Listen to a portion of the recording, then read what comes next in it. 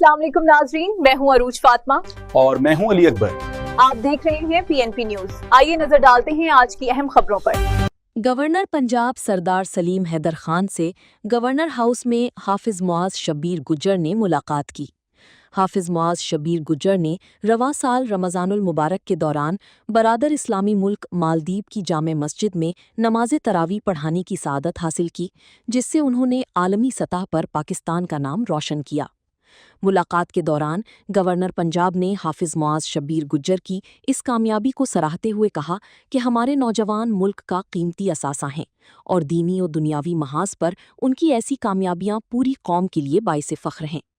Governor Punjab ने हाफिज मुआज शब्बीर गुज्जर की हौसला अफजाई के लिए उन्हें खुसूसी तारीफी सर्टिफिकेट से भी नवाजा और उनके रोशन मुस्तकबिल के लिए दुआ की। हाफिज मुआज शब्बीर गुज्जर ने इस एजाज़ पर गवर्नर पंजाब का शुक्रिया अदा किया और अज़्म ज़ाहिर किया कि वो मुस्तकबिल में भी अपनी सलाहियतों के ज़रिए इस्लाम और पाकिस्तान की खिदमत जारी रखेंगे।